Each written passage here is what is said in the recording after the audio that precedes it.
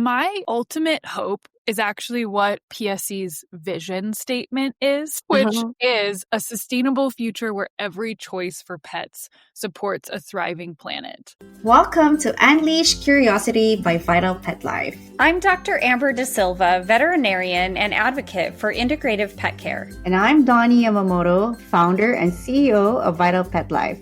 We're so glad you're here. This is a space where curiosity, compassion, and science converge, where we explore the powerful mind-body connection that supports your pet's health and your own. Each week, we'll dive deep into the world of pet wellness, breaking down myths, exploring ingredients, and learning from expert voices across the industry. From nutrition and sustainability to transparency and advocacy, we're here to help you feel more confident, connected, and informed in your care choices. So let's get into it, because when we know better, we do better. This is Unleash Curiosity. Welcome back to Unleash Curiosity, the podcast by Vital Pet Life, where we explore the ideas, people, and innovations shaping the future of pet wellness. Pet Sustainability Coalition helps the pet industry align growth and innovation with impactful environmental and social practices. Allison helps member companies such as Vital Pet Life turn sustainability goals into measurable, data-driven impact. Joining us today is Allison Reser. She's the Director of Sustainability and Innovation at the Pet Sustainability Coalition, where she leads strategic efforts in climate action, sustainable packaging, and responsible ingredient sourcing within the pet industry. Welcome to Unleashed Curiosity. Awesome. Thank you so much to you both. I'm very excited to be here. Yeah, we're excited for you to join us today. There's a lot of stuff that we want to uncover. Can I just start with first question? Can you tell us about the Pet Sustainability Coalition, its founding story, and what inspired its creation? Sure. I love a good origin story, so I'm happy to tell that story for PSC. We were founded in 2013, and the story goes that our two co-founders really saw this opportunity in the pet industry, sort of drawing from inspiration from natural foods and a lot of the movement there in certifications and claims and think organic, that kind of thing. But then also drawing inspiration from places like the Outdoor Industry Association, where they were able to bring companies together to kind of collaborate and build innovative solutions to sustainability. So they were like, let's do this for the pet industry. That's Chris Bentley and Caitlin Dudash, our two co-founders. So they started as just a suite of tools that were specific to the pet industry to basically help companies reach their sustainability goals. So they had 8 founding members, many of which are companies that are still members with us today. And I think they all came together and used those tools, started implementing strategies, but it was all really rallied around a belief of business as a force for good. Yeah. Yeah. I remember the 10th year anniversary, and it was very inspiring when Caitlin, talk about the origin story and at the same time, the path that they led. Amazing. Yeah. Yep. Yeah. I think I was hired like a couple months after that, and I have major FOMO that I wasn't at that party. It was a great event. So, Allison, can you explain to our listeners why sustainability, and especially ingredient transparency and supply chain resilience, which are both crucial to Vital Pet Life, is a business growth strategy for pet brands? Sure. I guess the key message here is that sustainability today, it really isn't a side project in the pet industry or really in any industry. And it's really a growth strategy because very smart business leaders are realizing that customers really want sustainability practices, and sort of driven by regulation, sort of driven by values. There's a lot of different reasons. But one of the keys is that if there are any pet owners out there listening, this is a chance where you voting with your dollar is really sending that signal to these business owners in the pet industry. Mm-hmm. So I think just to kind of reiterate that, it is a competitive advantage in some places, but then also it's sort of becoming the norm, which I love to see. Yeah. What role do third-party certifications play in influencing consumer choices and setting industry standards? I mean, you just mentioned about voting, through your dollar. And how does PSC's accreditation program contribute? Yeah. So I'm thinking about myself as a shopper in a pet store right now, and we're Yeah. faced with so many different Many brands. choices. Oh my gosh. And so really we're faced with a lot of choices about health and wellness, as well as claims about sustainability. So there's just a lot of choice involved. And I think that the so-called green claims space is really interesting because that's the vehicle through which pet food company or any sort of company can talk to their consumer about like what do they have going on for sustainability. Yeah. Because we know that those consumers are looking for sustainable products, but brands have to be able to explain that to their customer. And so this is where third-party certifications come into play. I've heard that they are a proxy for trust. So let's take B Corp, for example, which Yeah. is one of the like company-wide standards that you can put the B Corp logo on pack. Imagine if a company was trying to explain to their customer all of the different things that they're measured That on they're in B doing. Corp. Yeah. Like put A on lot. pack, like we pay attention to social standards, we pay attention to Yeah. environmental standards. Instead, they get to put that logo on their package. And then if a customer is curious about it, they can research B Corp and learn like, oh, that means that this company is really meeting these standards in a variety of ways. Yeah. So it's connecting with that consumer who knows what they're looking for, and they're very conscious about that choice. So I think that's an interesting way of saying it. And PSC's accreditation program, our logo is actually not allowed on pack on the current section. And we're really focused on the B2B side of things. So Yeah. our program is described as kind of a B Corp mini. We're asking a lot of the same questions as that sort of certification, but we're trying to make it specific to the pet industry because we are the Pet Sustainability Coalition. We're trying to help companies really storytell about their impact through that program, as well as help them with continuous improvement because it's not a one and done stamp. Every time we measure impact with our program, we're making sure that companies are getting better every year. Yeah. So I have a collaboration question. So Vital Pet Life is a member of the Pet Sustainability Coalition. How has this partnership helped in aligning with sustainability best practices? And what has the certification process meant for the brand? Yes. So Vital Pet Life has been a member with us for some time, and you are also accredited, which means that you kind of got that stamp of approval from us. So I know. congratulations. One thing to note, so kind of the way our collaboration works is that we have an inclusive membership model. So that means that any company can join us. You don't have to like meet a certain standard to join as a member. But then we do reward that good work or companies going above and beyond through our accreditation program. And the reason we do it that way is that sustainability is always a journey. Like there has to be a starting point for companies, and that can be really intimidating, especially for brands or suppliers that are earlier in their journey. They're like, oh, like, can we join? The answer is yes. And then we kind of incentivize or coach companies working towards accreditation or other ways that they can really improve their environmental or social impact. So again, like you are one of many members, and the whole point is that we're tackling problems that one company can't solve alone. Like you can't solve the packaging problem and having a lot of packaging end up in nature bound or in landfills, or like you alone as a company can't solve some of the supply chain challenges that we have with resilience and making sure that we are working with farmers and have the transparency. Like these are areas where when companies come together, we see a lot of magic happening. Yeah. And one of our collaborators, or I want to call it like partners in the initiative for, let's say, waste, right, is Repurpose Global. Like, as you said, they're also part of a sustainability coalition. And they help like brands like us align with our sustainability like goals when it comes to waste. Yeah, as you've mentioned, there's a lot of stuff. Yeah.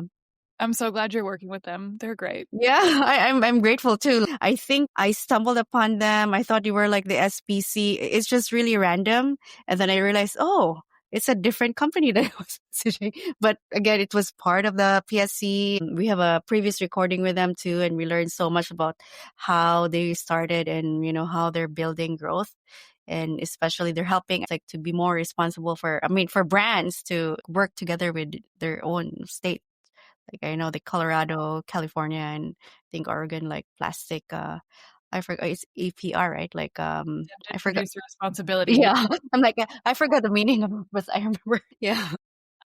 I don't know if it's fair game, but I actually was curious to turn that question around on you and see Yeah. what have you gained from being part of PSC? Well, number one, we get to do trade shows with you guys in part of the natural group, and I think it's great because as a small brand, like I would prefer to be showcasing my products and being part of like the pet or the sustainability coalition group.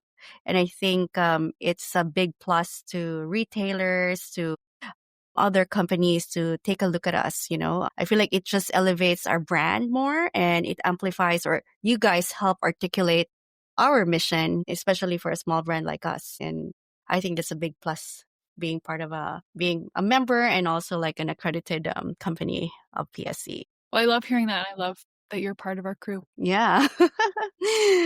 Okay, so as we look toward the future, what are the biggest hopes for the pet industry when it comes to sustainability? So I guess my ultimate hope is actually what PSC's vision statement is, which is a sustainable future where every choice for pets supports a thriving planet.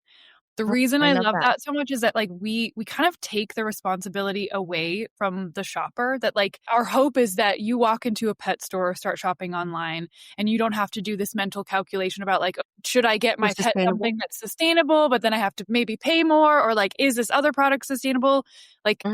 We're pretty far from it, but it would be amazing if if every product was contributing to a sustainable or regenerative future. So I think with that in mind, my more immediate hope is that we as an industry can keep both short-term and long-term goals in mind.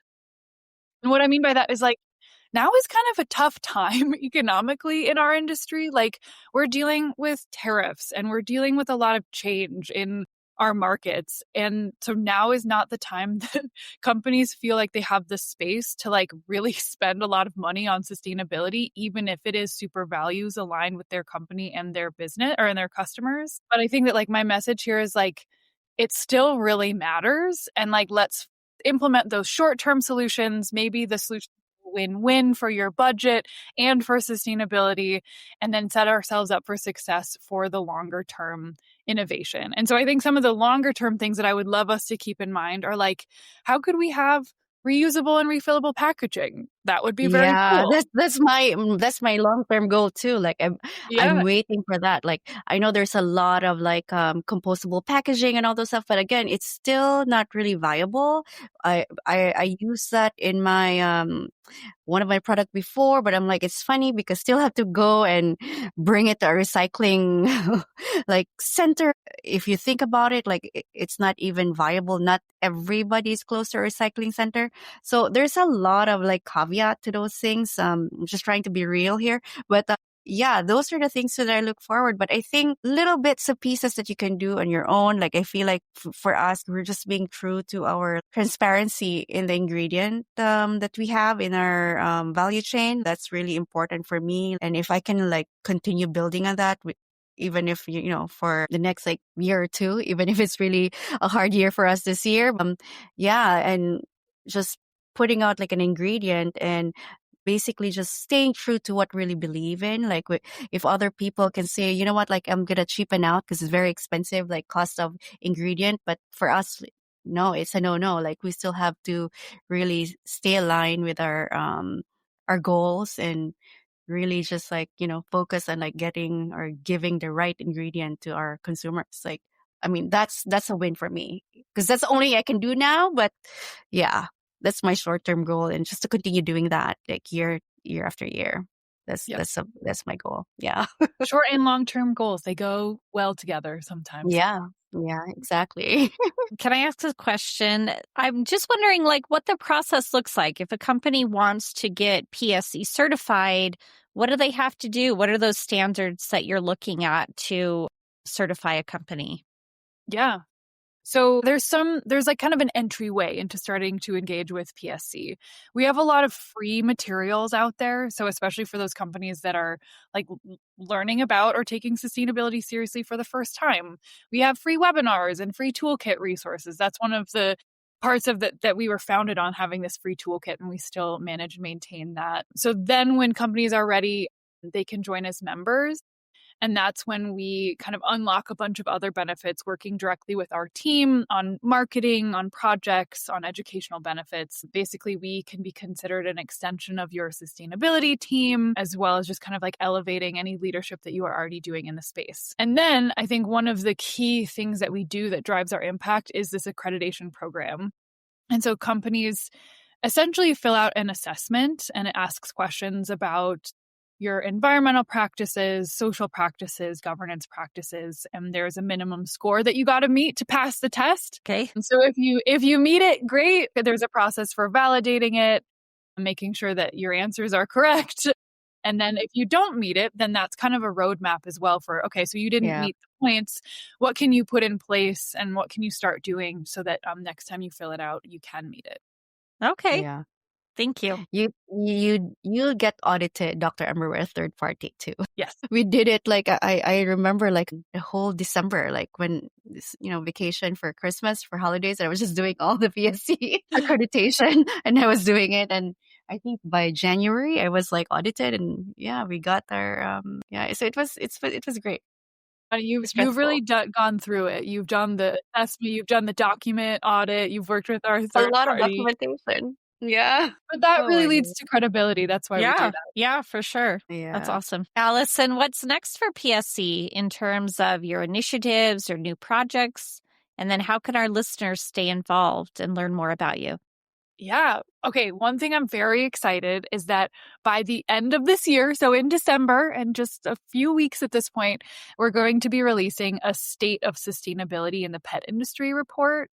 So this will be a document that kind of like summarizes what we are observing, our sources of data that we have about the market and sustainability, and kind of your one-stop shop for both a summary of kind of what happened in 2025, some predictions for 2020, and just kind of our wisdom as a nonprofit operating in this space boiled down to one document. So stay tuned for that. Hopefully it's very actionable. The second thing that I'm very excited about, I'm really excited about a lot of parts of this work. So it's boiling it down to two main things. We also, with critical partnership and support from Hill's Pet Nutrition, we are convening this group that is chartered with designing a store drop-off program for pet food and treat packaging.